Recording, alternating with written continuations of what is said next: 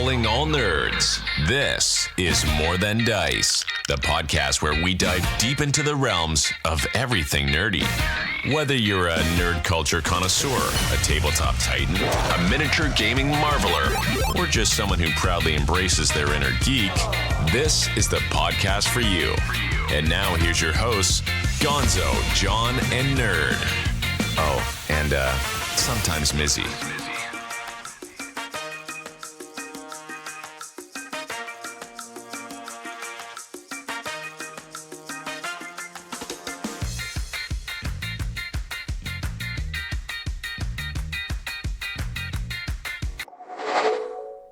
Welcome to episode 299 of More Than Dice. I'm Gonzo. I'm Captain Mizzy. And I'm Captain Nerd! Nerd is still trying to get her way back. You are a Captain Nerd, yes.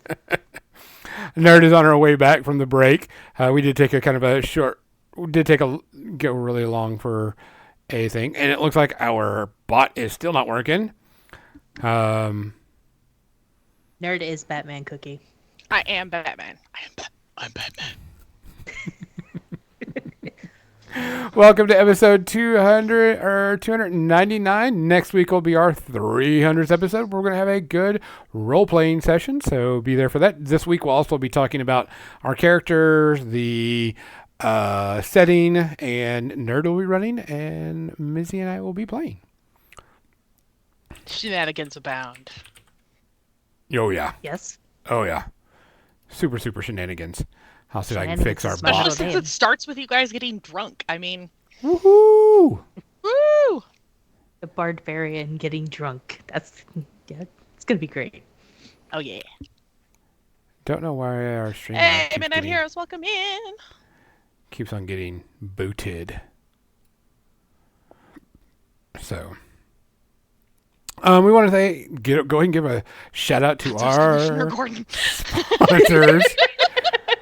I'm not Commissioner Gordon. If anybody, I'm Joker. So, we want to say a big shout out to Turbo Dork for supplying us with awesome paints. And if you like their stuff, make sure you go check out all of their cool things. I will tell you, I have been using their paint stir sticks like crazy lately. Same. I didn't think I would be using that, but I've been using that quite a bit. We want to thank Midnight Heroes, and they're actually in the chat there right now, for having some cool chibi miniatures and a cool chibi game. Make sure you check them out and get some cool stuff from them. We want to thank Creature Caster. Remind you that Creature Caster does have a tribe, and in that tribe you can get 3D prints of miniatures along with a 3D print, a 5th edition module that goes with it. And so you can have a ton of fun and play that. We want to thank Cuttlefish Colors for their paint. If you like good sketching and good glazing paints, and that is your jam, make sure you check them out. They do have some regular paints, but a good portion of the line is meant for glazing and sketching, which is always great. And then, who did I miss? Muse on Minis. Don't forget about Muse on Minis. Thank them for hanging out and letting us host our channel on their stuff. Did I miss anybody? You know me, I'm always late and old with that. Welcome to all the follow bots I've been currently banning. So if you're in the channel right now, Nerd's banning all the bots that keep coming in and trying to steal stuff from us. So there's actually a list of bots. Don't date robots! That come in, and it's kept up to date with everything, and they just ban them. So get them taken care of. Yeah. So I'm going to see if I can find, don't know why our bot keeps on. He's attached, so do another shout out and see if that helps there, Captain Mizzy. He's sleeping. On a job. Can't have nice things. There we go. There we go. Don't know why. Just had to log in and log back Thank you, out. Midnight Heroes. My paint rack is amazing, and I love it, and Gonzo 3D printed it for me. Which I just realized I need to 3D print my own because I have 60 new paints coming in, and so I'll have to put them up. I wish I could put my paints out like that. Well, if you clean your room up, you can do No, it's the lack of temperature control. Well, aren't you supposed to be getting that taken care of and, Yeah, we're insulated? doing it all ourselves. So sometime in the next 8 years? Yeah. Yeah. Yep. Accurate. But when you do get it, these shelves are like $20 for all 6 of them on Amazon. yeah. I got a link for you. So Well, we're going to be building vertical shelves and cabinets and stuff for me at some point, so. Even better. And There I'm you going to go. get, like, an actual workbench. I'm building it out of butcher block. It's going to be amazing. Nice. That's why it's going to take 8 years to get it all done. Because it's expensive. Plus, I am the smaller of the family members, so I'm the one that's going to have to climb up into the roof to do the roof insulation, the ceiling insulation, and I'm not looking forward to that because I'm acrophobic. Yay! Yay! Face your fears. we do have a shout out this week. Who was the individual? Roger something. Oh, hold on. Hold on. That's what phones are for. Roger Corman. Yeah, he was a producer, did a bunch of B movies. He did, supposedly, I mean, I don't know because I don't know producers that well. But he did Little Shop of Horrors, Hey. and a bunch of, other things that help with it. But he was, very prevalent, very well known. So I know that he passed away. Does anybody else have any? Do we have anybody else? I haven't heard of anything else this week. That's all I got. I don't either. I don't think I have anything. So let's get to the drink of the day. Nerd, what you drinking? Water. Water. What kind of water? Is it flavored or Ice is it water. just ice water? No, The like no bougie stuff? spritz of something in it or nothing like that. Okay. No, I Not was grog? I was gonna put vodka in my lemonade, but then it was too delicious, and I just drank the lemonade without putting vodka in. It was a blueberry lemonade, and it was delicious. Ooh, yum. Mizzy? I have fancy water. I have peach mango energy water. Pink mango energy water. Is it like caffeinated? A little bit of caffeinated, yeah. Okay. It's got like 60 grams of caffeine in a serving. So just. I'm doing the good old H2O like nerd, but mine's not ice water. It's just pure water. I'm not a heathen. I just did pure basic water. Oh, you're a heathen just for different reasons. Don't let him lie to you. But Liar! so I do have to say something. We were talking. So I was watching our shows, and for people who don't know, We're Here is back on HBO Max. We're Here is about drag queens going to places and putting on drag shows and kind of do things. And it's a very lovely, very great show. And I just started watching it, and man, I was raging right as I was watching it because these people were walking around. Now they are in Tennessee, and so they do push the norm, and they do expect what they're going to get. But they were walking around, and it was just all the slurs coming out. And all the derogatory terms, and me, I was there going, ooh, blood boiling, type thing, just, getting under my goat. But, it's a TV show, so I'm not going to review it because I, no need to yet. I only saw like 75% of the first episode before I had to go take a shower and get ready for the podcast. But, It's a show that will make you get in your feels. yes. But I mean, it goes back to the Lasso things. does that enough already. I cry every episode. Different feels. Different Different feels. feels. Okay. Must experience all the feels. So, just like usual, guys, we got to make sure that we take care of each other. Make sure we're looking after each other. Make sure we're, giving a call, giving a shout out, giving a hey, whatever we need to. Because, it's sad out there for certain people. Not just for people, it's sad for everybody that, also the ones that are fighting to help other people.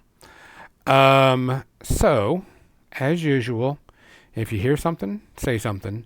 If you see something, say something. If you can do something, do something. If you can't find somebody that will, because we need to look after each other. Cheers. Cheers. Carrots.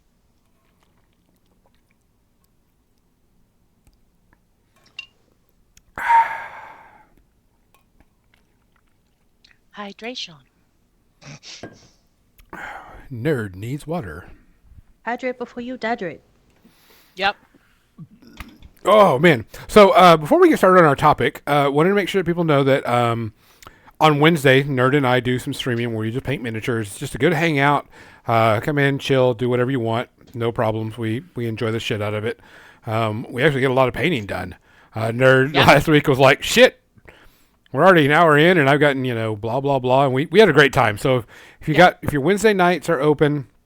7 o'clock Central. Come and hang out with us. We're just having a good time painting. Bring some models. If you have any painting questions or whatever, we're here to help. But it's just a good time for us to just chill, relax. Yeah. Regardless of your painting level experience level, come join us. We're happy to answer questions, or if you want to show stuff off, go for it. That's where we came up with tonight's episode. Was during the stream. More than 30 minutes before we went live. Yeah. So we got that going. Also, we will have a review of Relic Blade sometime, not this coming week, maybe sometime next week. Soon. Yeah, soonish. Captain Mizzy and I will be testing out the rules. We've got our miniatures painted, and we've got the terrain painted and ready to go and play and test it out. The rules are pretty simple. They're not a hard game system, but they look fun. Plus the models are really, really cool. I'm digging it. I'll show off my my complete faction, I guess you want to say. You dudes. Dudes and dudettes. So Xander says he's been fishing on an MMO for several hours after work. Hey dude, if that chills you out and that relaxes you and gives you a good time, more power to you.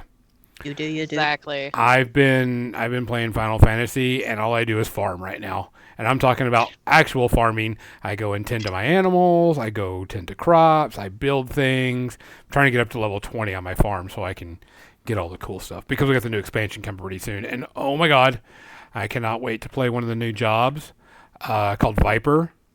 They have two new jobs coming out. One's called the Viper, and it's a dual sword wielder that can combine the swords into a sword staff. So you can, be like Darth Maul. I'm gonna live out my Darth Maul. Yeah. What? And then after we were talking about lightsabers and stuff last weekend, I found a video of Ray Park, who played Darth Maul, doing lightsaber moves to Creed at a gym. Nice. That's perfect. Let's see. Oh, the other job they're bringing out is called the Pictomancer. You use a paintbrush and a paint palette, and you're a ranged DPS. I love that. It's going to be pretty good. Xander, the fishing in Final Fantasy is really good. You actually get to go fishing, like all the other, and unlike most of the other crafting or other stuff, it's very, very just farm or crunch through the levels. But fishing is actually pretty decent. And also, don't forget, next week is our 300th episode. We're all pretty excited. I can't believe that we're at 300 episodes. And so starting next week, there will be no pre-ramble. At 6:30, we will be kicking it off, and we will be starting the RPG right off the bat. But leading up to that, Nerd's going to do a post about what the thing is, and then I'm going to post about my character, and Mizzy's going to post about her character, and we're going to have a good time playing some RPGs, because I don't ever get to play, and so I'm really looking forward to it. And you don't have to run it. I know. I don't have to run it. Although, I'm thinking about running something with you and Mizzy, because it would be like just a one-shot. Speaking of one-shots, we're going to be talking about that on stream. I'm going to go ahead and get everything moved over and get the camera going. But, Nerd, what are one-shots? One-shots are RPG adventures that you can play in like one session. Uh, Depending on how involved the one-shot is, it can last anywhere from like 2 to 6 hours, which I know 6 hours seems like a lot, but is normally one that you can just sit down with people and just play, and it's over it in one sit down. Correct. So play from beginning to end. It's not an ongoing campaign. It's just a single like a single episode, essentially. Most of the ones that I run average about 3 to 4 hours, which is about the length of a normal RPG session for most people that I know of. So it's you can find them all over the place. Like, there are so many one-shot ideas. You can go to Reddit, you can go to DM's Guild, you can go to, I mean, yeah, just Google one-shot adventures for whatever system you're running, and I'm sure somebody's made one. Oh yeah, and there, Or you can create your own. yeah, and you don't have to. It So- doesn't have to be anything big or elaborate or. Yeah. It's a lot of one shots. So if you ever play in a, an RPG at a convention, that's a one shot. Mhm. For the most purposes. So, two of my favorite ones that I've run have been Scooby-Doo themed D&D adventures. Absolutely hysterical. A lot of fun. Highly recommend that you look those up. I think the first one was A Night of Frights, and the second one is The Lich's Ghost. But it comes with everything you need, all the information, all the maps, character layouts, or character stats, all that kind of stuff. So, depending on who wrote it, though, you may do something like what I do. I tend to take one-shots and rewrite them in my own note format so that it's easier for me to digest as a DM and run it. So I'll put, because depending on how it's written, not everything is necessarily in order. It'll be like numbered by building or location. But players are never going to go in order. They're always going to mess up your plans. Oh, of So, course. that's their job. No, things go according to plan all the time. Exactly. Fucking high. But it's also fun to, like, you can take parts of one-shots and homebrew bits of it as well. Add your own twist or flair to the adventure. And yeah, like, they're fun, they're compact. You get, like, I know for a lot of new DMs, running a one-shot tends to run more than one session because you're still learning it, but it is a good way if you don't want to start with a whole campaign. Running a one-shot is a great way to learn. Oh, running a one-shot period is a great way to do anything, especially if you're learning a system, if you're brand new.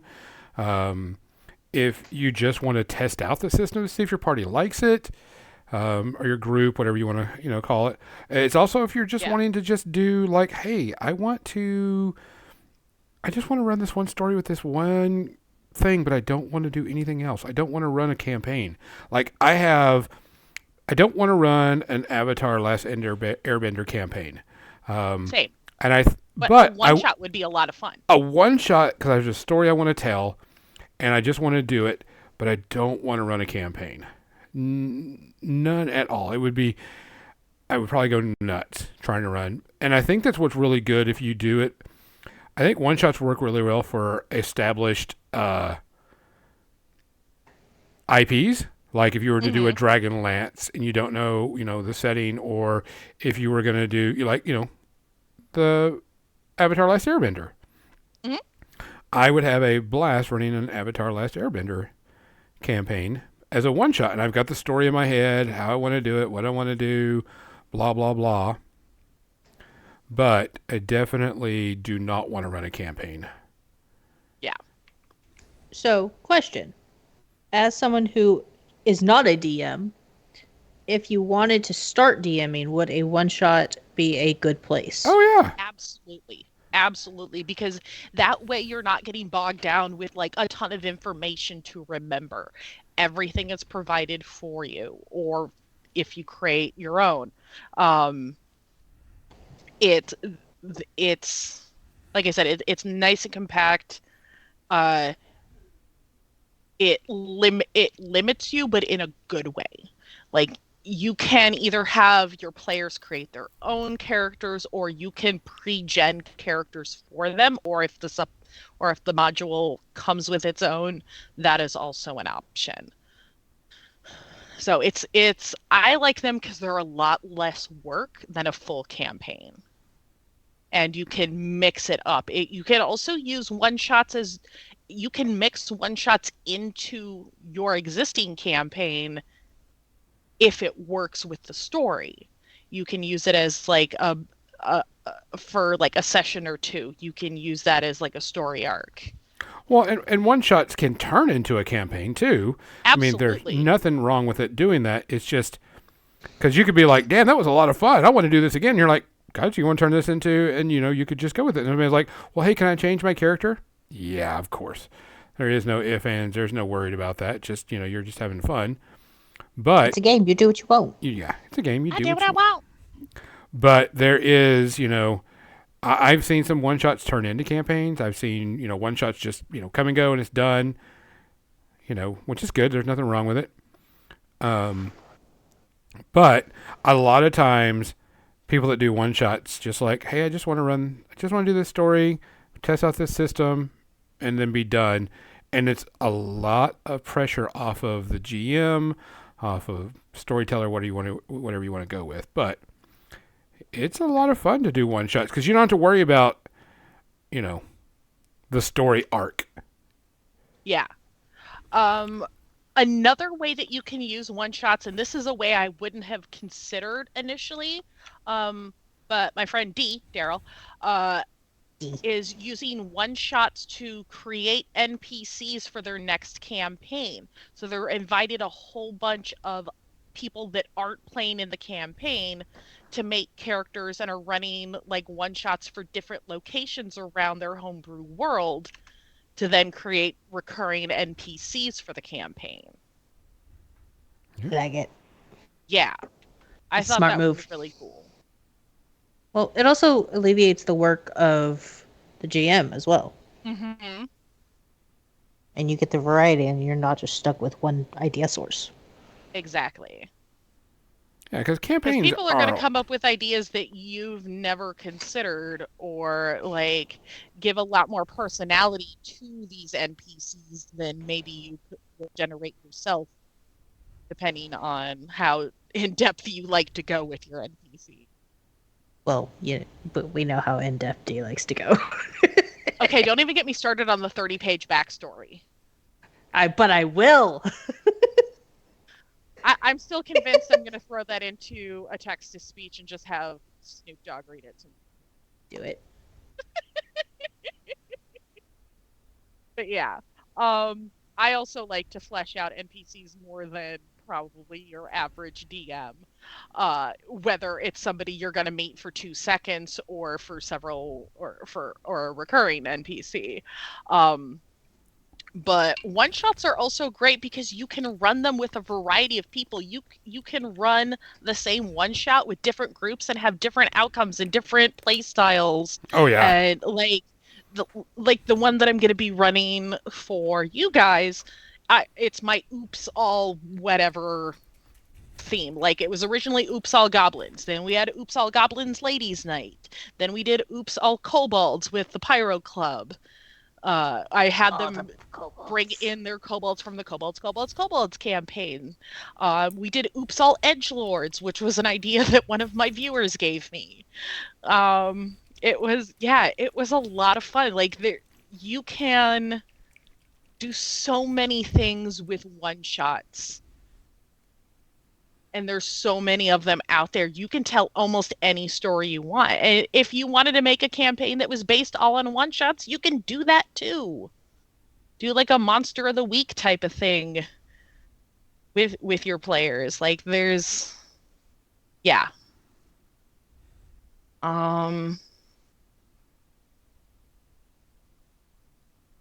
Yeah, anytime you go to a convention, those are guaranteed to be a one shot because you're only there for a few hours and then run. You're But done. it's also a fun, like when running them at conventions, it's a great way to meet people.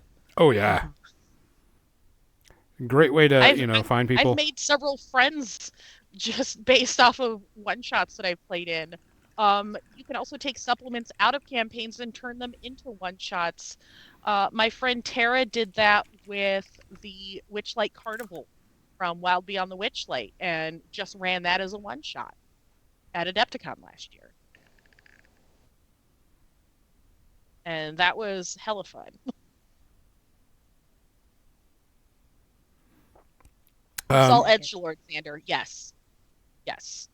Somebody definitely based their character on Gerard Way from My Chemical Romance. Could not imagine. Yeah, you can use one shots to build a world. Yep. Exactly. Yeah, there's a lot of. I have personally used one shots to test out systems, just to play around, see if people like it. Ran stuff at Shadowrun's one conventions. based off of Sharknado. Oh my god, that would be amazing. Yeah, and one shots can be any setting. Like you totally use D&D rules and put it in a modern setting because it's not gonna be world breaking for a campaign to like change up the world a little bit for like it, or if you need a break from your current campaign and you guys just want to have fun, run a one shot. Oh yeah, that right Do a there cleanse. is something that we need to talk about a little bit because burnt out on the GM. Like Yeah. we used to have a thing where we were like, yeah, I need a break, which is fine. There's nothing wrong with that, but we do something that still has fun, and that blue is really really bright. I like it. The So I'm working on this guy, and he's actually the spell casting of him is that he's a frost mage, an undead frost mage. So, and that blue is Very World of Warcraft of you. Which one is that again, Gonzo? Zigger Zigger Zigger Herzer. Yeah. So, I need to do. Those were words. Yeah. Words is hard. Words are hard. But Talk pretty one day. doing the one shots for your GM is really good. Giving them a little bit of break, and also can reinvigorate their the whole creativity type thing, because it takes a lot of work to do a campaign.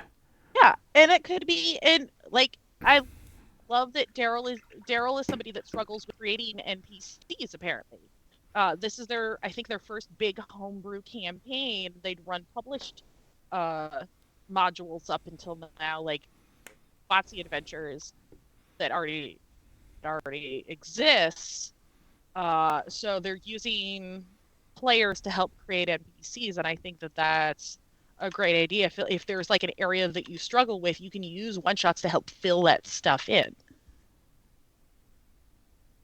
It's also like Mizzy was saying, it's a great if you've never DM'd before, one shot is a great way to kind of try different things out to try and figure out like what you like to run as a DM, what kind of adventures, what style, what settings. Do you and there's like so many it? different things that you can explore Yeah.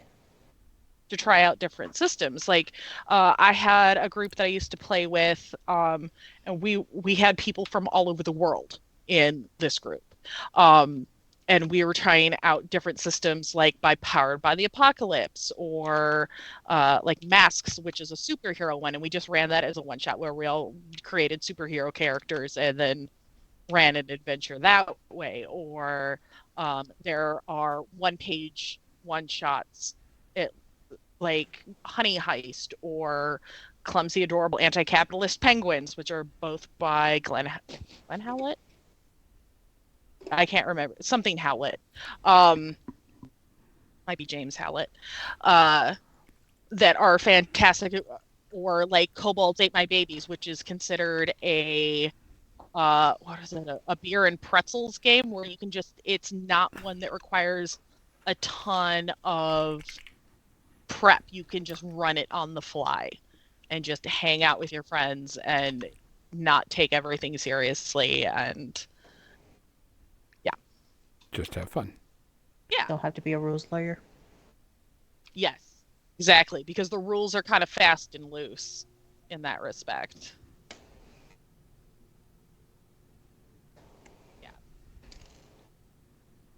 What are some of your favorite run? Have you run many one shots, Gonzo? Oh, constantly. Anytime I'm Okay. willing to test out a new system, unless I sit there and dry for a minute, I like to do one shots. That's the reason why I'm going to bring this up, because I did Dragonbane and tested the rules for that and read it all the way through. And you can do the starting adventure for free on Alchemy with all the stuff there. And I was like, oh, this will be a good way to test it. And, because for me, the first thing I do after I read a game system and I like it or I want to try it out, I go and I create a character, because that's the thing I want to do, and to see if I understand the rules and way things work, and that way if stuff comes up, I'm like, oh hey, do this. And so I do that to test out systems, also to give a break from being, I wouldn't say serious, but the campaigns we're playing, everybody's all into it and hardcore on it, and we're like, let's just test this out so we can have some fun, do the story, get it going. I've done a lot of one shots for, like I said, already created IPs. I originally was going to do a one shot for a Star Wars RPG, and then it turned into a huge campaign, and I made people cry and yell at me. How dare you? And send threatening messages to me after I left everything on cliffhangers all the time. Yes. Because fuck you, Gonzo.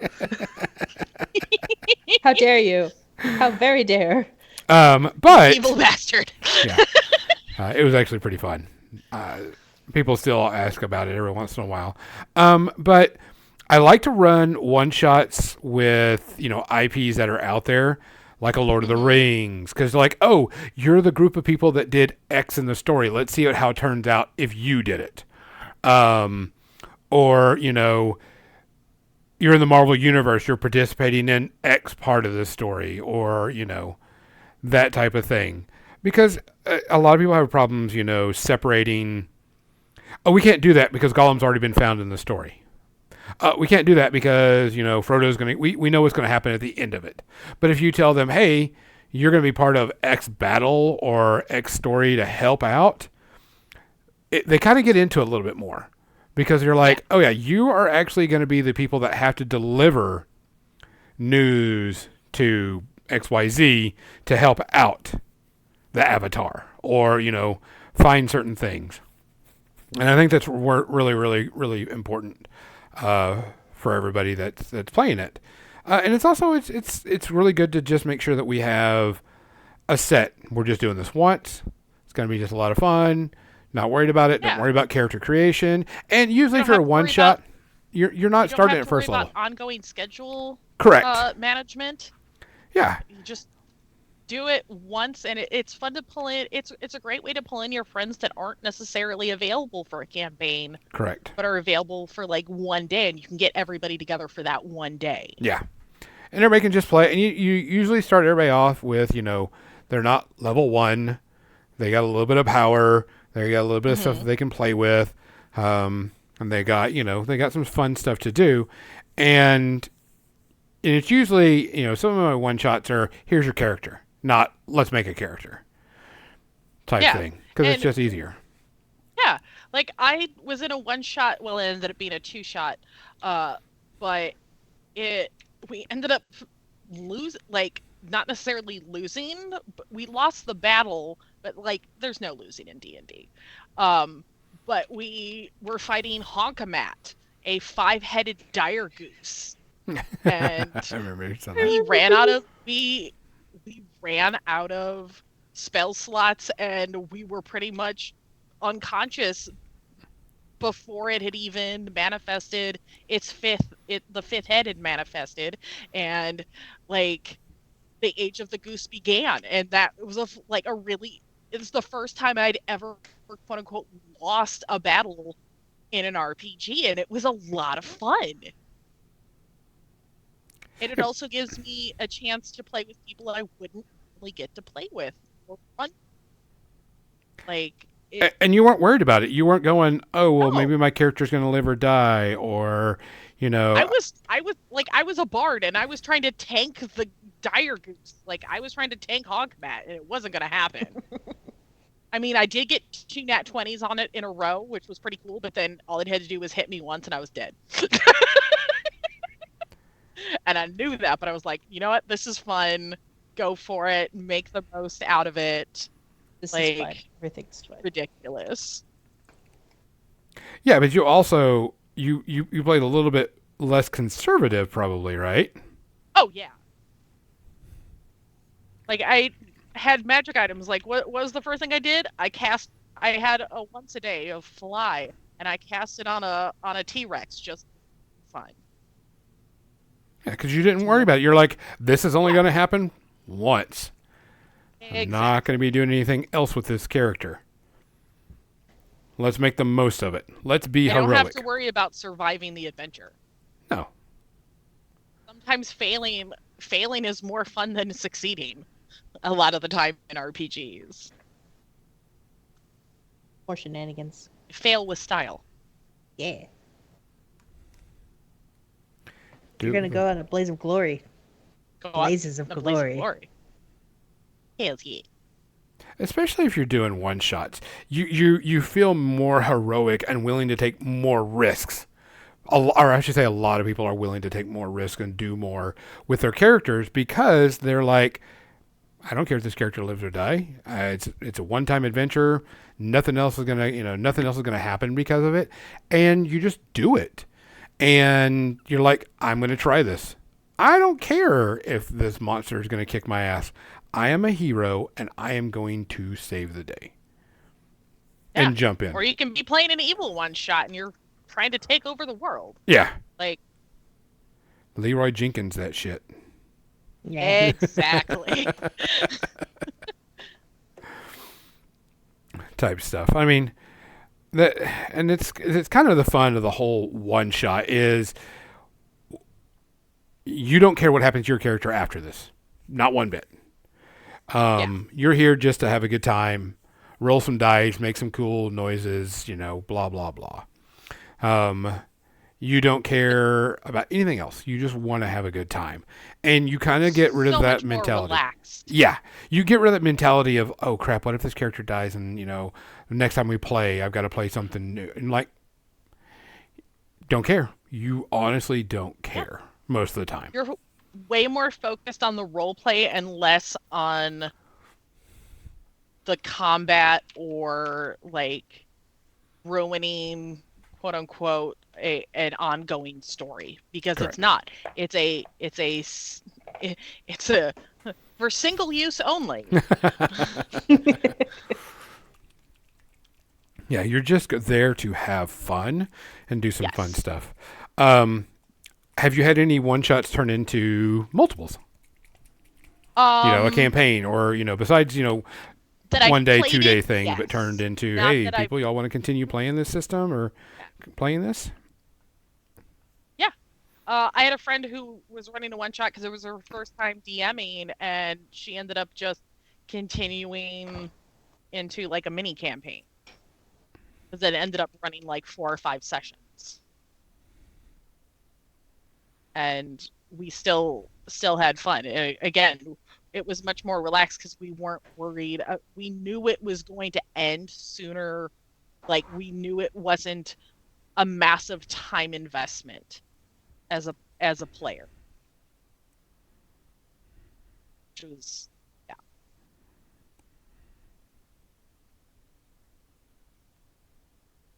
It's much, one shots are much more relaxed on many levels.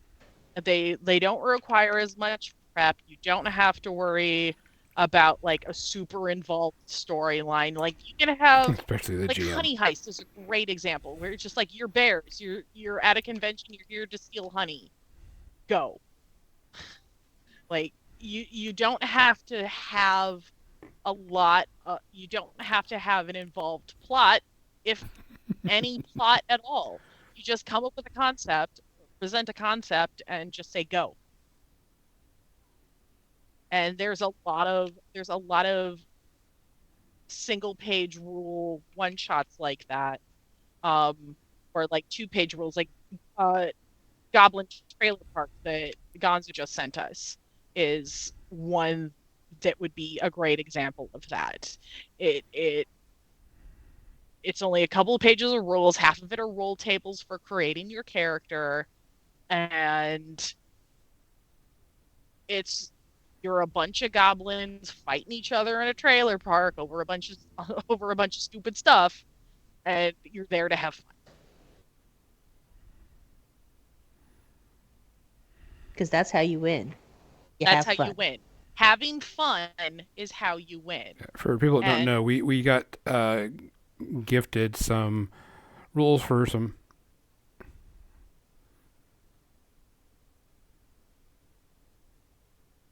did Gonzo But freeze? we got gifted some rules to a couple of miniature games, and so we were asked if we would give our opinion, and we told them, it was going to be a bit before we could do it because we got a lot of. We got plans. Yeah. Yep. So we got plans to do it. We just got to get through all the other stuff that we're doing on our docket because we've got a lot of things coming up. So we'll be definitely talking about and doing this game. Because one of them's a silly, like this Nerd was saying, it's a goblins fighting in a trailer park. And then the other one is a great is concept. more of like a Wild West Yes. Cthulhu-esque type thing, I guess you want to call it. Yeah. But we'll have to wait I and see. played in, was it Deadlands? Yeah. My And friend we'll rented talk about it Deadlands. more when it comes up. But, you don't have to have... Yeah, it kind of reminds me a little bit of Deadlands. Yeah. It's also, and Can't like hear you, one nerd. shots can also, I can hear her. Oh, You good, Gonzo? yeah, I can hear her. For some reason, she was talking, and then all of a sudden it went, no message, nothing. I don't know. Can you hear me now? So, like, I can't Yeah. hear her right now. But can you hear her, Mizzy? Yeah, I hear her. Oh, it's a lag. We've got a lag going on. Oh, okay. We just got a big Gotcha. spike. Yeah, you Sorry. kind of, your end froze for a moment. So I'm wondering. Yeah, because you see how...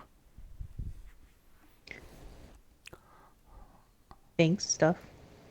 Twitch You being see Mizzy's twitchy. jumping around, so we got a little bit of... Looks like Twitch is having some issues. But, okay, go ahead. You were talking about the Deadlands. Oh, yeah. Yep.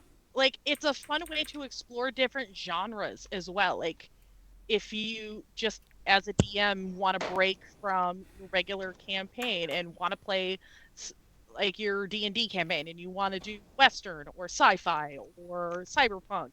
Like there are so many that people have created. There are so many content creators out there for one-shot adventure.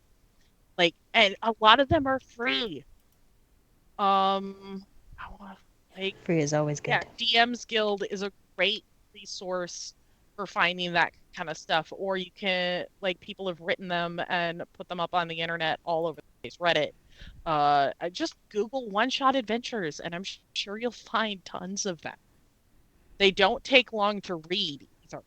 Like, I think the longest one I ever ran was 40 pages, but like it was also big print, and that included stats and character sheets, maps, stuff like that. So there's usually not a lot of reading involved in shots, which is nice for someone like me who is a very slow reader. That do help. Or, ADHD things. What, squirrel?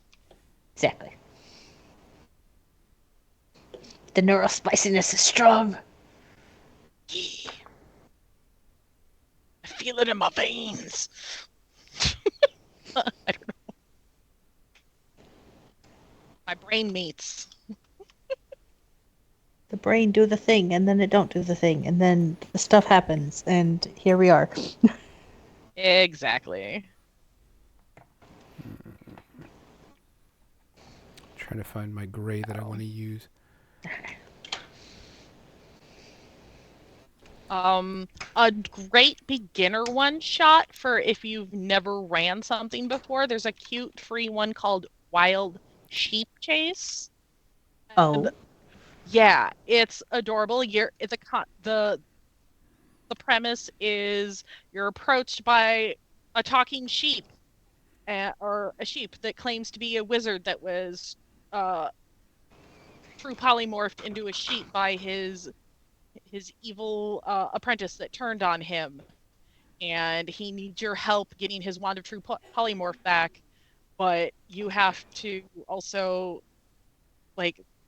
have to deal with the other animals that he's people he's polymorphed into animals and stuff like that. It's cute, it's fun, it's family friendly. It's one of those you could run with any age.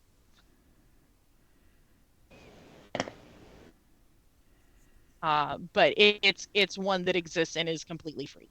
I might have to look at that. I'm not gonna lie. I can send you the PDF too. Yes. So Even better. yes. So and depending on how well Hey, depending, I'm going to you can switch just scenes real quick because I found out Nerd is like a few seconds behind. Oh. Okay. Sure.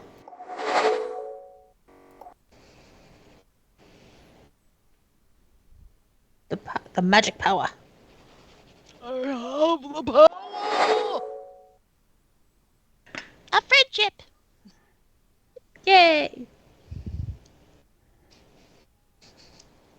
Yeah, you're like really. I'm just watching this, and Nerd is like 5 seconds behind in conversation on the Weird. video and then the everything Do else. I need to leave and come back? I don't know why. Hey, Nerd. Unplug it and plug it back in. Yeah, Nerd. Can you jump out and jump back in?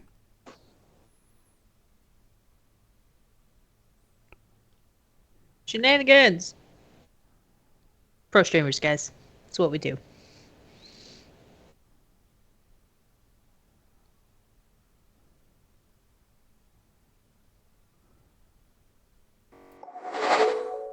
Okay. Hopefully she comes back in and it'll fix that. I mean, it was on stream. She was coming in like 10 seconds late. Big wig.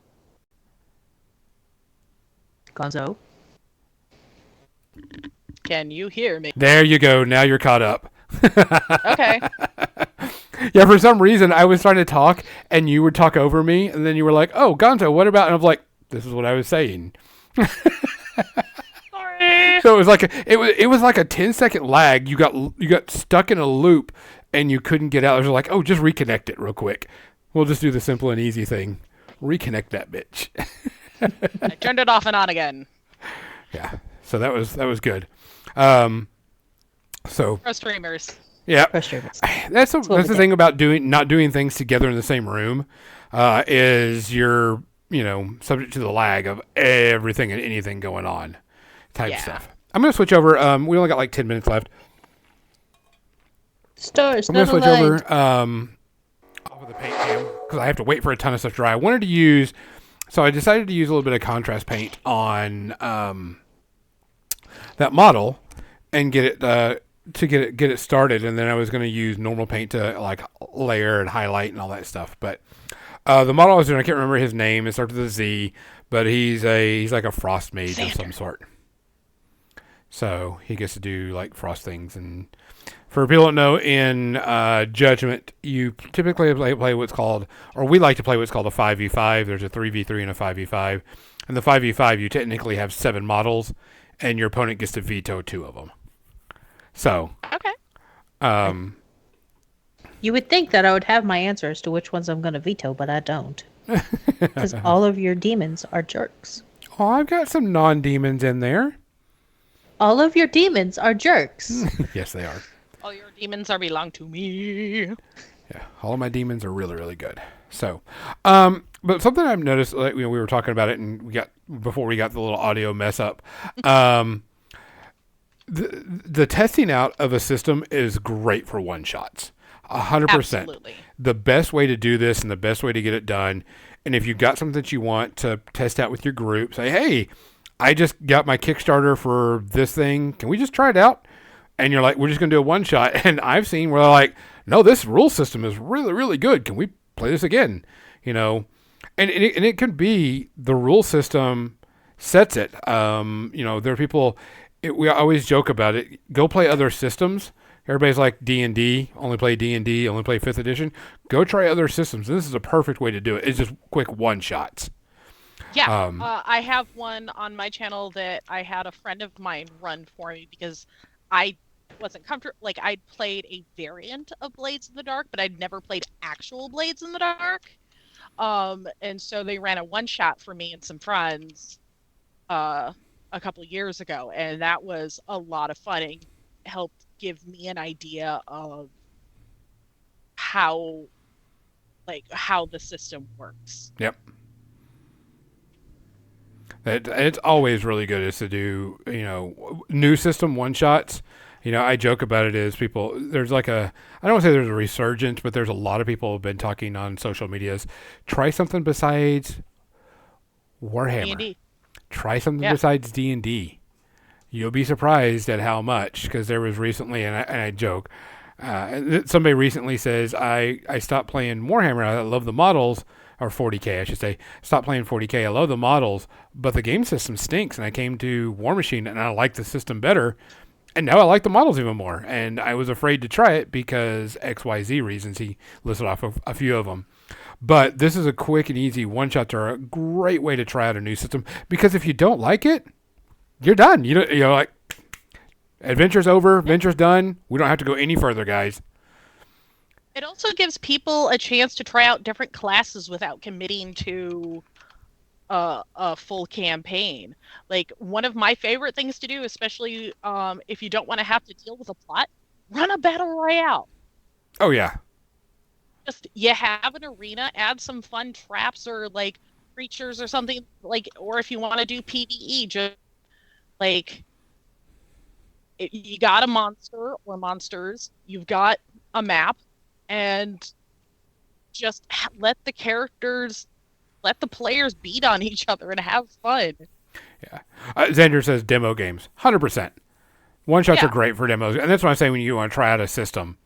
You can just easily do this, and, you know, at a convention, like, oh, crap, I've heard about this. Like, I did, the one time I went to Gen Con, I wanted to try out 13th Age, and went to try it out, and which it just brought back memories, because I guess they're doing a second edition of 13th Age Kickstarter pretty soon. And I didn't care for 13th Age when I played it. It was like, it was very generic, very blah. It was just there. Nothing made me go, this is really, really cool. So I didn't care for it. But it's also a good way to test out if you want to buy something, you know. Yeah. There's a lot of people that do quick start rules and such for their RPGs. And you get a quick start rule and run that for your group. That's a great way to do a one-shot. So you don't have to worry about things. Especially if you're not going to spend a ton of money on it also. Not a huge investment of your time, your energy, your money. I'll tell you, I always 99% of it for free. Yeah, I always like buying books for my RPGs. You know, if I can, but books are expensive. So you know, if I can download the quick start rules and just go play a quick demo game to see if we like it, fine. And then I can go, okay, I'll buy the core book or the GM book or, you know, whatever is going on. But definitely a much easier way is to do the demo games of whatever system. This is the way. Type stuff. Let's go ahead and jump into the media section. And I am going to talk about something real quick. Because this is going to be a segue into it. I picked up a couple of RPGs recently because they were having a sale, and I saw this Dragonbane. Let's get that glare off there. Dragonbane. Look how small this book is. This is all the rules plus a bit of a monsters manual and a couple adventures. Okay. So I mean, it is a total of, not counting the character sheets and tables, 120 pages long. Oh, that's not bad at all. No, super easy. I was able to read it in no time at all, grasp the concept, and I was like, I'd like to run a one shot of this. And they give you 2 starting adventures in here that you can test out, and one of them I guess you can do online with Alchemy for free, which I was like, cool. Let me try this out. And so first thing I did is I decided I'll make a character sheet, 1-page character sheet. That's Nice. it. Nice. 1 page is all you need. You'll want to write some other things on here, just so you know stuff. But it is a very simple system. Pretty much, it's a fantasy world. The unique thing on this one is you roll low because all of your stats, you want to get to like an 18 on anything. Because if you get to an 18, you're supposed to roll under your stat. So if you got a 10, you're like, halfway. Because you meet or lower than your stat type thing. And the system was very simple, very easy to get into, very easy to figure out.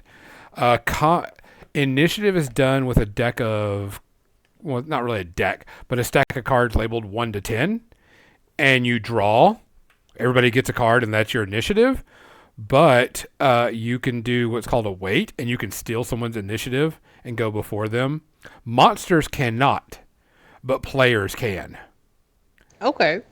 So, like, I'm going to wait, and since I'm going to wait, I'm going to go at this time instead. So it's a little interesting way to do initiative type stuff. Oh, that's cool. Using a Fact deck that of cards. You can steal initiative from people. I like that. Yeah. Also, combat is very different. Monsters don't roll to hit. Whenever you roll to hit, you roll to beat your skill, not roll to hit their armor class type thing. So if you got a skill of 17, you have to roll 17 or lower on your dice, and that hits, no matter what their defense or whatever is. And then you subtract whatever damage from their armor. Okay. But you can go, I'm going to dodge that attack. So you use your action to dodge or parry or whatever. And there's a lot of abilities that, like, if you dodge, you get to do X after the attack. So you could probably shield slam them. Or if you parry, you get to make an attack back. So you're riposting and stab them. So, but it uses up your action for the turn. The interesting thing is since monsters, and when I say monsters, I don't mean things like goblins, kobolds. I'm talking like giants. Big creatures, griffins. Goblins work just like everybody else. They have to roll to hit, so on and so forth. But, example, griffin. But it tells you how many attacks they get a turn, their movement, their armor, and their size. If they have armor in this game, if you do 10 points of damage and they have 8 armor, they take 2. That's just simple, easy math. But monsters have attack, and you roll randomly to see what they do every turn. Interesting. So, like on this one, I'm going to show you okay. There's the monster attack chart. The griffin has 2 attacks. You roll a d6 for each thing, and that's what happens. For example, a d6 attack. You get to choose how the attack happens once it goes. Snapping beak. The beast tears at a player character with its razor sharp beak, doing 2d8 piercing damage. It just hits him. And then if you roll a 4, griffin throw. The beast grabs a player character with its beak and tosses him. It inflicts 2d piercing damage and is thrown equal in meters. And so monsters don't roll to hit. You just don't get to choose how they hit and how they do stuff. Like one of them's like they cast fear type thing. So it was kind of interesting. I was kind of turned off by that because I'm used to like doing it. But they do say in this, do not roll behind a GM screen. Roll it in front of it because it's supposed to build that. You're supposed to get that weird heroic sense of oh shit type feeling in the game. I like it. Yeah. It was different. It was interesting. The like Ghost.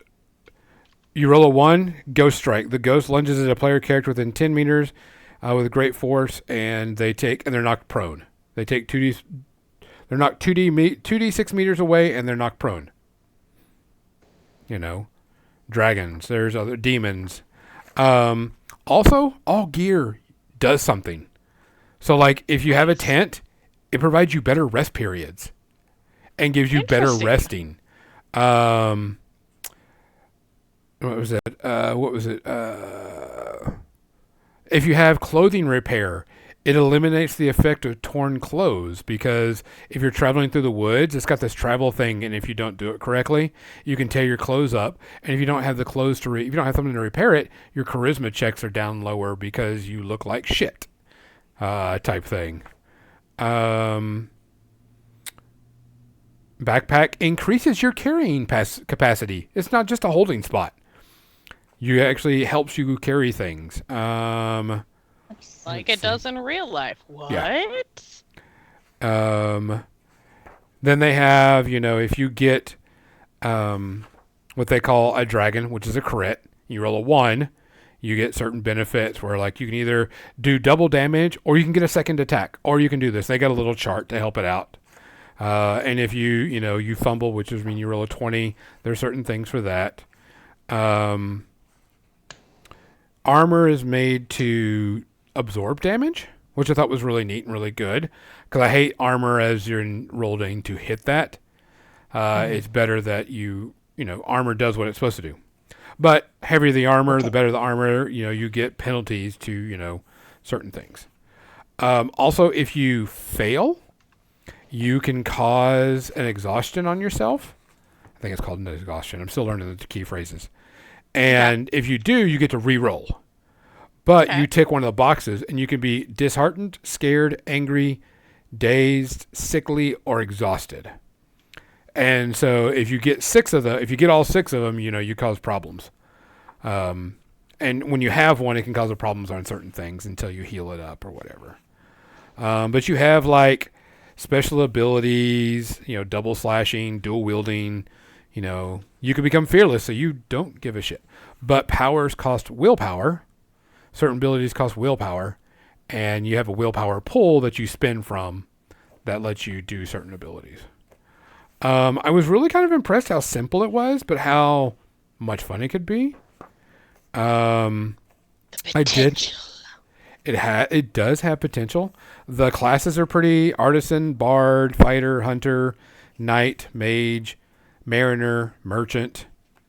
What else was there? Okay, so some Thief, things that you would normally scholar. see as an NPC, they have as classes. I like Correct, but the merchant has other things, certain abilities, like his heroic ability is treasure hunter. He's able to find treasure easier for everybody. The hunter has a companion. It's kind of like a ranger.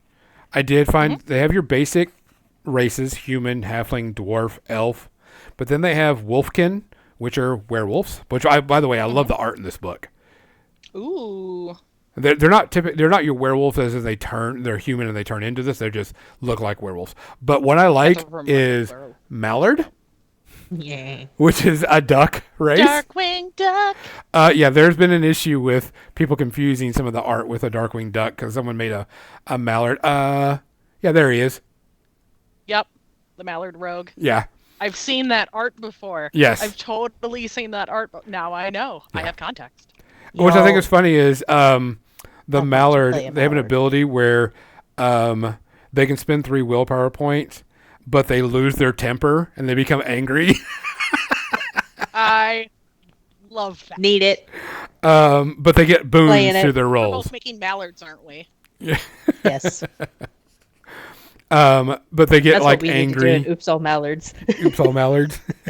All ducks. But I mean, it was a very interesting thing. There's a GM book, and then there's a monsters manual, and a GM screen for charts and stuff. And it's very, very simple. You roll your skill check. If you match it, and your opponent decides not to dodge or riposte or parry or whatever, it hits. And then you roll your damage, and then your damage is subtracted from their armor rating, and that's it. Okay. And you get special abilities that let you do cool things, you know. The knight has guardian, and if he's standing within a certain range of a character, he can take the damage instead of that person taking the damage, type stuff. Oh, nice. Yeah, there's just things like that. I think I want to run a small one shot. Get like 3 or 4 people doing online. Use the alchemy because it's free. You can do the alchemy one shot for free. I gotta learn alchemy, but it's a version of Roll20. For people who don't know, and run it on there and see what it's like. Because it's just a small little adventure. Get like 4 or so people, and do it because it looks interesting. I read one of the starting adventures that's in the book, and it's, you know, it's there. Nothing too crazy, but it gives you that feel of what the rules are about, what's going on, how you play, so on and so forth. It's done by Free League, by the way. I did buy this off of Amazon. It was only like $35 or whatever. But I was pretty impressed. I could see people doing this instead of 5th edition because of how much simpler it is, especially for new people. It took me like 10 minutes to make a character. It took me longer to think up the concept I wanted to do because they have an entire random generator. Everybody get a D6. Ooh. Oh, everybody get a D12. Quickly, hurry. D12.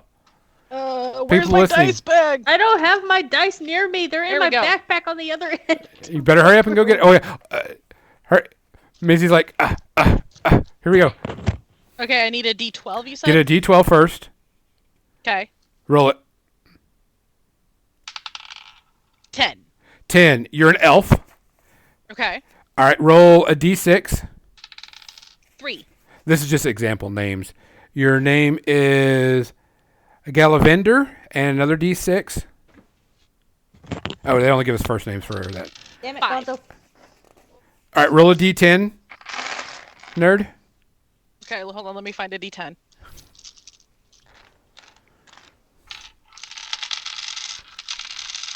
Pour out all my dice to find a D10. I'm finding all my D100s. There's a D10. There we go. 3. 3. You're an elven fighter. Okay.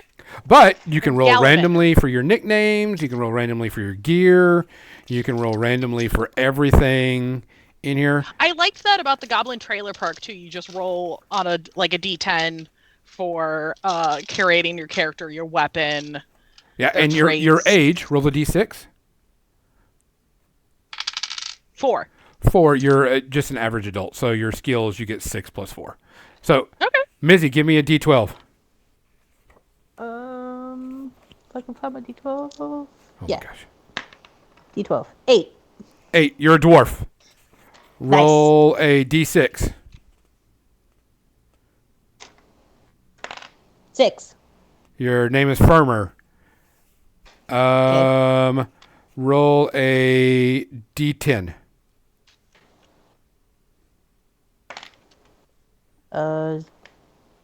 10. A thief. And checks. roll a D6. 5. You're an adult. And that's that's the quick and easy because you can, and you also have like, you have a weakness and you're supposed to play up to your weakness. So nerd, roll a D20. Mizzy, roll a D20. Who's going to get My to it weakness first? is cake. 10. 10. Mizzy, you're a kleptomaniac. So you're a thief with a kleptomaniac problem. That I'm also checks. a kleptomaniac, so we keep stealing from each other. I also rolled a 10. Okay. But then you have like mementos and, you also have an appearance. There's a problem with your appearance of some sort. D20, quickly. 5, 4, 3, 2. 5. 4. Okay. Nerd, you have a constant smile on your lips. And Mizzy, you have an icy, penetrating gaze. That tracks. I steal your shit, and I pierce your soul. But I mean, that right there, stats are rolled 4d6, take the highest of the 3, put them where you want. Nice. There is no experience points in the game.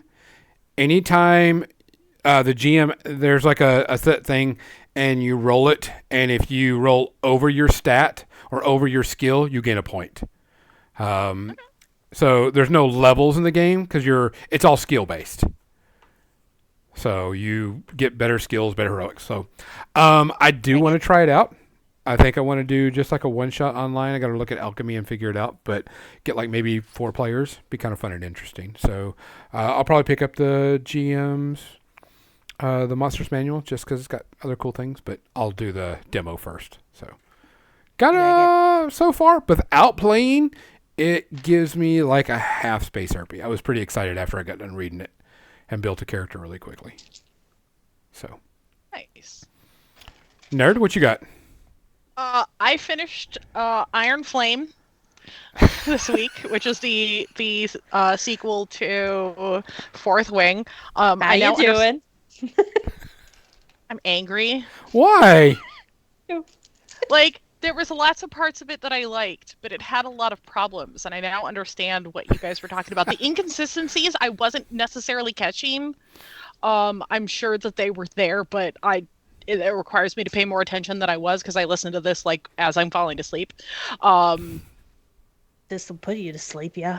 Her complaining and her reasons, the main character's stubbornness, and just it felt like needless drama, and I wanted to just bitch slap her.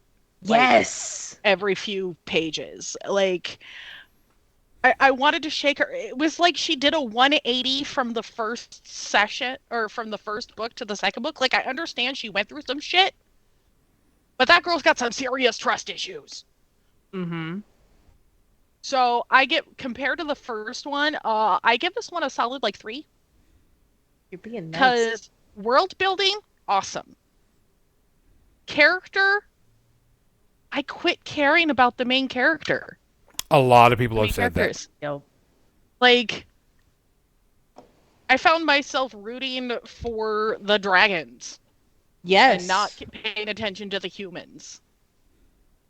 Because the dragons are cool as shit. And Darna is my favorite. I can see that, yeah. Yeah. So, yeah. She's sassy. She's sassy. She is sassy. And pretty. Yeah. Don, Mizzy, what'd you watch? What do I want to start with? I watched a lot of things, but we're gonna start with a classic, My Cousin Vinny. Yes. So because Erica had never seen it, which is I rated Erica's watch lists because she makes the lists, and I ain't got time for that. So we rated her lists, and I was like, what do you want to watch? She's like, I don't know, but I've never seen this movie and this movie. And so I'm like, we have to fix that now. So we watched My Cousin Vinny, and oh my God, I love this so much. It's a classic. It's one of those that never gets old. It really aged doesn't. very well. Oh, Yeah. So like, it does start a little slow, you know, it's kind of meh in the beginning, but then once Vinny hits the courtroom, man, it's just golden. That Love was it. the first movie I actually liked Joe Pesci in. Because I used to not like him as an actor, and then I saw My Cousin Vinny, I'm like, okay, this guy can actually act. Yeah. He's not just the annoying side character like from Lethal Weapon or Home Alone. And of course, we cannot forget our queen, Marissa Tomei. Oh, Queen. Oh, slay. Yes, love her. So I'm going to give it a 1. Not 2 Just Utes. 'cause- Not 2 Utes. 2 what? 2 Utes. I'm sorry, what did you... The 2 what? Oh, excuse me, 2 youths. There will always be... I'm going to tell you that you're right. The movie still holds water to this day because it's still about good, fun stuff. And Yeah. it's about making fun of itself, about making fun of others in a good way. But it's a blast. Yes. It is. If you have not watched it, go watch it. And but being uncultured. Because, yes. Anyway, Gonzo. I started Black Sails. Black Sails was, I believe, it Stars or Showtime. I can't remember. That is also on my list. So I heard that. What'd you break? My green glass that was my grandma's. Oh, you need to go clean that up real quick. Nope, Okay. I'm so sorry, Mizzy. it's fine. It's my fault. I was reaching for my drink, and I should have known better to have my drink not that close to the edge and with the glass. It's fine. I'm fine. Anyway, I continue. watched Black Sails. Black Sails is a pirate TV show. Very adult, by the way. Nudity and sex all in it. Lots of boobage. Lots of butt. Lots of penis. Just an FYI, if you're starting to watch it, get used to it. Well, it is pirates, so. And it is pirates. It is not our flag means death. It is No, a it is very not. different deal. It's I can't remember what channel it was on, but when I started to watch it, it was already over. So I was like, never mind, I'll wait till, I was like, nah, I'm just not going to watch it. And then Netflix got the entire series. So I was like, okay, I can watch this. I'm enjoying it. It's a good pirate show, but it's not just, sailing on the sea doing stuff. It's, all the intrigue and, it's at the end of piracy type thing. Because it's weird hearing them go, well, we'll just send you to the Americas. And I'm like, wait a minute. Americas? Yeah, we'll send you to like Maryland or something. So it was, during. Thanks. Whoa, that was weird. I accidentally hit a button. But it was. Way to go down the hole. I put my hand down and I hit a key. But I mean, it's been a lot of interesting. What I really like more than anything is it doesn't feel like anything's a set. Everything feels like it's on scene in real buildings and real places, in real areas. Nothing feels like a set, which is really good to me. You get the immersion in there quite well. I'm enjoying it. I just got to season 2. They're hour-long episodes, and I think there's like 8 episodes, 8 to 10 per season. So I'm enjoying it. I think it's great. A lot of fun still learning the characters. A lot of blood, a lot of guts, a lot of nudity. So I'm enjoying Any notable actors in it? You know what? There are, but they're not like hugely notable. You'll look at this guy and be like, I've seen this person before somewhere. Where is... So, like, good character actors. Got it. Yeah. So, we'll see it. Right now, I give it about a 1. I'm going to watch the entire season so far. Nothing's made me, not want to. So, we'll have to see. Nerd? I watched Weird, the Weird Al story, starring Daniel Radcliffe. He killed it in this. He's so wonderfully charismatic. Like, I know he's worked really hard to kind of pull away from that Harry Potter world and the roles that he's chosen. Like, I was skeptical at first when I heard that he was cast as Weird Al, because I'm just like, he's not going to be able to pull that off. But he does, and it's fun, it's heart-wrenching, he is so energetic and stuff through this. I don't want to spoil the story, but I give it like a 0.5 to 1. Good. Okay. So it's definitely one of the better biopics that's come out in past few years. Mizzy? So before I get to the other classic that Erica hadn't watched, she introduced me to this show that she had been wanting to watch for a while, but just hadn't yet and didn't want to watch it by herself, everything. So it's called What About Dick?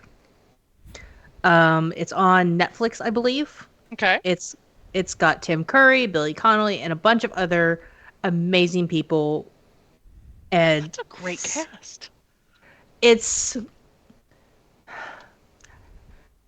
musical theater meets 12-year-old dick boy jokes. And it's just shenanigans.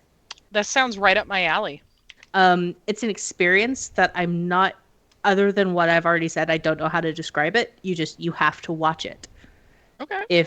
And it's got like British humor and just all kinds of fun things. So yeah, for I'm giving it 0 space herpes because it's just hilarity in a show, and you have to experience it. So yeah, find out what about Dick. Gonzo. Um, so I watched on Disney, Tales of the Empire came on. Tales of the Empire are 15 or so minute shows based off of the Empire. You know, like there's like the Inquisitors. They show the Inquisitors. They show, you know, behind the scenes of what the Empire's doing during, after the Republic has taken over. So after after the third movie, and or after Clone Wars and other things. And there's like it's a varying timeline. One's like after Clone Wars when the Empire's taken over and they're hunting Jedi, and then one of them is after the New Republic has been started. But they're like 15-minute episodes covering characters. Live action or animated? Animated. Okay. Animated, sort of like The Bad Batch, kind of that animated style coloring type thing. Very good, very no problems with the animation type thing. But it was a pretty good. It was nice because they're only short little 15 minutes episodes. There's only like 8 of them, so you can just binge them super quick. Nice. Type thing. It was good and fun. You got to see some behind the scenes of the characters, what happens in between things.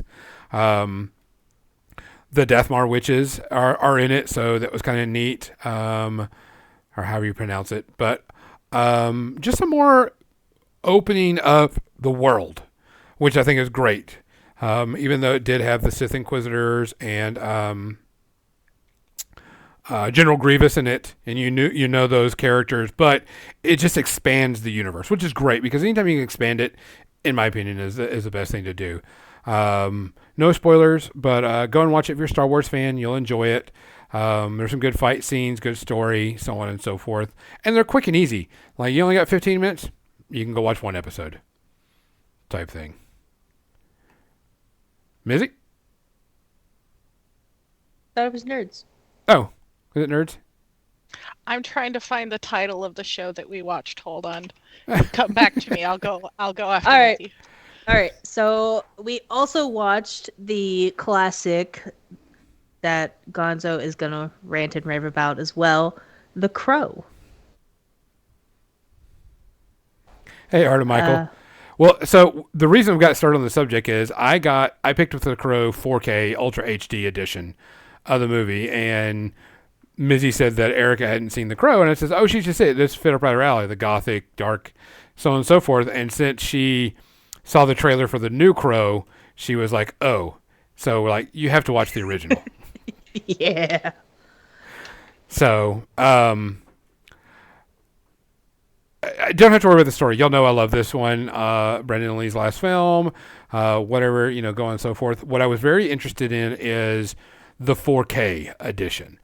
How bad was this going to be in 4K? Were we going to see all the special effects? Was it going to hold up?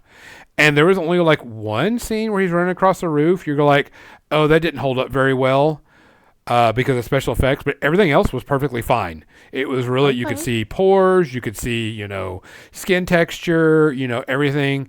And, watching it and seeing how dark it is, it was even easier to watch in the 4K because, the darkness was still there, but you could see everything. And I mean, there wasn't, it was 10 times better in 4K just because it was just better picture quality. And I really, really enjoyed it. And I was like, man, I love this show. Especially the soundtrack. Soundtrack's one of my favorite soundtracks of all time. I could not imagine why. Yeah. Not at all. Nope. Not at all. It's not up your alley at all. Like No. No, that movie wasn't targeted in his generation at all. No. No. So, Missy, what did you and Erica think? I'm giving it 0 space herpes because it's The Crow and it's glorious. She enjoyed it. She's like, yeah, no, I understand why this is one of Gonzo's favorite films ever. Because All of it. And the soundtrack. Oh yeah. Still amazing. So, yeah. Nerd. All right. So I started watching an animated series that I'd only come across but never knew the name of years ago. It's called Tripping the Rift. Oh yeah. Yeah. This show is weird. Yep. It's a CG animated sci-fi show that follows a bunch of misfits on a spaceship known as run by a neurotic AI known as Spaceship Bob. It is not for children. Absolutely not for children. It is raunchy. It is, but at the same time, just ridiculous on a fun level. My roommate was just like, "Oh, I've been trying to track this down forever," and we started watching it, and I'm just like, "What is happening?" But we kept watching it. We watched 5 or 6 episodes. We've got 3 seasons that we're gonna try and get through. For now, I give it 2.5 space herpes because it's not amazing, and the CG definitely doesn't hold up. But I don't think they were also trying to make good CG either. It's not taking itself seriously at all. No. It's fun, but if I want to watch an adult cartoon, I think I'm going to continue digging into Helluva Boss. Yeah. Yes. How far have you gotten on Helluva Boss? 2 episodes. Okay. As Missy goes sad. I just started it yesterday. So Fine. I'll keep waiting. yeah. I'll get there. They're short. They are short. That's why I've finished all of them. Gonzo, you got any more? Oh yeah, quite a few. Did watch the newest episode of X-Men '97, and fuck yes. Not going to spoil for you, so you don't have to worry about it. They are still doing good, fun things with this. We have one more episode till the end of the season. It has been great. This has been really, really good. They're hitting all the good points in the X-Men comics that I grew up with and going, yeah, I remember this. I remember when it happened. I remember in the comic book when this happened. I remember in the comic when this happened. Yes, they're doing no wrong with this show. Zero space herpes. And they're already talking about making multiple more seasons. Oh yeah, so they better so well. Yeah. I did. So just don't know if you have Disney Plus. The new Doctor Who season started. If you watch the Christmas special or whatever, that's episode 1, and they have 2 episodes on there, so there's a total of 3. I was never a Doctor Who fan. Never got into Doctor Who. Never cared for it that much. Tried getting one, but I couldn't get the series. And so now it's on Disney and I'm watching it. And it's not bad. It's better sci-fi than most stuff out there, or at least, it's sci-fi that I can watch. So I'm going to wait until the end of the season to give, a rating. But I'm enjoying it. Missy, you got anything? I finally started Star Trek Strange New World. Or, no, Discovery. I was going to say. Yay! I'm on episode 2, and oh fuck, I love this. Because, yes. Yeah, the story for it is where they're going with is really good. Mm-hmm. Mm-hmm. Definitely looking forward to ending this story. I did watch it also. I'm caught up to the current. So hopefully we can get it over and a good wrap up. And then Xander was like, he hates Disney Plus delayed the American release of Doctor Who, but the rest of the world could watch it. Yeah, well, BBC's not doing too well, so they had to go with Disney to help them out. Just so we know, next week, Madam Web is on Netflix. It is now our charge that we go watch it, and we report on it. So if you can get into it, if you can get if you have Netflix or have the ability to get Netflix, nerd, you need to watch it so we can all report on it. Oh, I have access to it. Okay. Perfect. So go ahead and I have that and Velocipaster on my list next. Okay. And I'll probably actually end up watching Midsummer in the next week or so. Okay. Well, we're definitely going to all try to watch Madam Web so we can report on it because it's going to be just. But it'll have to be Lots of not drinks, next week. Xander. You'll get like Lots of 2 drinks. weeks because we're not going to be doing anything. Yeah, this week's homework is going to be doing, make sure everybody watches Madam Web. But as a reminder, we will not be doing the show next week. We're doing our RPG 300 episode. So we'll have to give our review after that. So, episode 301. Yeah, episode 301, we will get back on reviewing. So, and make sure to tell everybody to come and hang out with us on our RPG next week. I think that's it. Actually, we're 1 minute over. Damn it, Mizzy. Shame on us. Gonzo, you talk too much. All right, I will never say anything ever again, and we'll let y'all two do all the talking. How about that? No. Okay, I didn't think so. You don't want to know what our reviews are going to be. I'm used to it. There's nothing that, trust me, there's nothing you can say that phases me ever. Guys, we're going to go and send you off to Monster Den Minis tonight. Let you hang out with him. Looks like he's going to be doing some painting and such. But before we go, make sure you look after yourself. If you're having issues, please take care of yourself first. It doesn't matter. Make sure that you're hanging out.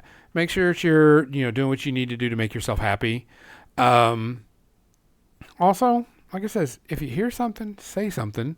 If you can do something, do something. If you can't, find somebody that will, because we need to make sure we're looking out for each other. For More Than Dice, I'm Gonzo. I'm Nerd. And I'm Captain Mizzy. Good night. Thanks for listening to More Than Dice, making the world a better, nerdier place, one dumb joke at a time. Be sure to subscribe wherever you heard this podcast so you never miss a future episode. For more nerdy action or to connect with your hosts, check them out on Facebook.com/MoreThanDice and Twitch.tv/more_than_dice. Until next time, stay nerdy, stay proud, and we'll see you soon on the More Than Dice podcast.